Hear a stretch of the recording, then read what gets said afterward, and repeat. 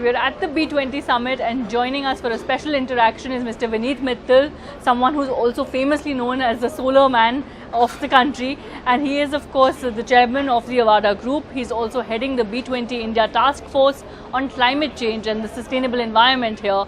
So thank you for your time and this interaction.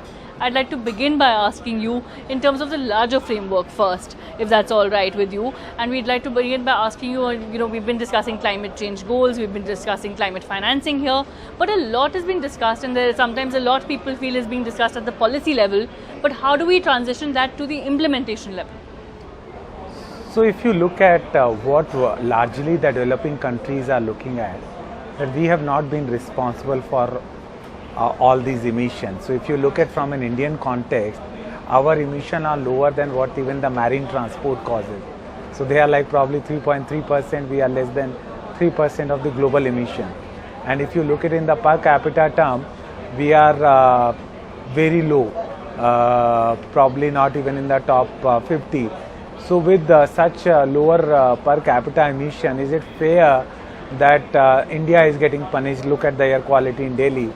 But I think our Prime Minister has this vision of Vasudev Kutumbakam, that one world, one earth, one family, and we have to take care of nature and nurture it. And from that mindset, India has set out a very ambitious target on 500 gigawatt of solar, wind, additional pumped hydro, then green ammonia, green methanol, green hydrogen on top of it, which is another 125 gigawatt. So all of this requires a lot of capital as well. So one of the expectation from the task force is that there should be a global collaboration, and we are not saying go and compensate for us for this, but help us speed up the transition.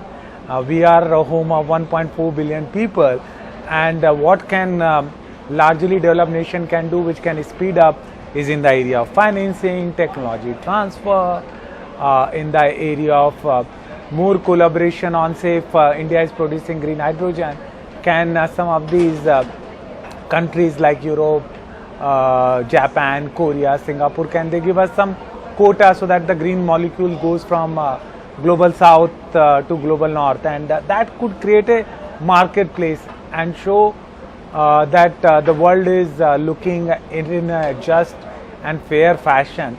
And that's what has been the largely goal, that we all agree that we have to collaborate with the world, we need to work together, we need to ensure accelerated greening of the universe, and we seek that how we can use the global knowledge pool and global capital to make it happen, and that's the broader agenda. And it should not be just on the notes which we upload on the website, but it has to be actionable and doable, and it should make an impact into the people's life, so that all the hard work done under G20 leadership is visible to human. And that's the intent of CII, that's the intent of the task force, and that's what we are trying by advocating with the policy maker to convert it into policy, and once it's a part of policy, it will start yielding the result. Absolutely, there is a need to just collaborate on this, like you said. But if I were to ask you the difference between the developing world and the developed world and the targets there, is there anything concrete you have at the moment on that? So there is a lot of wish list. Say for example, if say Sri Lanka has to borrow and they borrow in dollar, they have to pay a huge forex hedging cost, and if that cost can be kind of pooled together, and say IMF or any multilateral body can hedge the cost, or the first loss guarantees, or lower cost of capital for green transition. So if some concrete action on those basis, so for everything we had very specific recommendation, and what policy action should Globe take, multilateral institute take, and then lot of the stuff has to be done at the local level, and lot of the stuff has to be done at the citizens level, because everything governments can't do. So like what our Prime Minister says, lifestyle for environment. So the shirt probably both of us are wearing has consumed 8,000 litre. Can we be conscious about that aspect and be aware that our every action has an impact on environment and for our future generation. And the more responsible we are in all our behavior, the more result will be visible on the ground. Absolutely, and NDTV has in fact been covering this in detail, like you said, whether it's clothing or whether it's anything else on the impact on the environment, and NDTV has been addressing these concerns. I remember once I did a session for you guys with Mr. Pranav Rai along with Mr. Bachchan, where you do that whole day on environment. The telethon. Yeah. Right, the telethon, we've had climate special segments. Correct. So NDTV has been very, very closely looking at this, like even before it became really a talking point. So that's there for sure. But now leaving that aside, if I had to ask you that, look, you know, this is what you've said is the larger framework, right? But within the Avaada Group, what are your goals and what are you looking at the moment?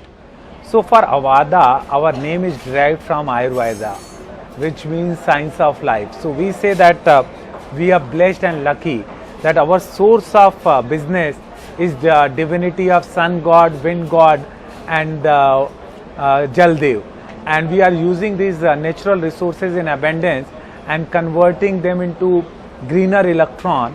And now our another line of business is converting into green hydrogen, green ammonia and green methanol, which can run our trucks, which can run our cars, which can run our ships, which will eventually run aeroplanes someday. So what we are looking at, that the green electricity is almost solving only 20% of the whole energy uses. If you look at primary energy uses, 80% is other sources. And how do we decarbonize that? Right. So our business is actually decarbonizing the economy, solving for energy shortage, making sure that we are able to give affordable green energy on demand and affordable green molecule on demand. Right. Could you tell us more about your solar manufacturing plant? Is there a timeline in place?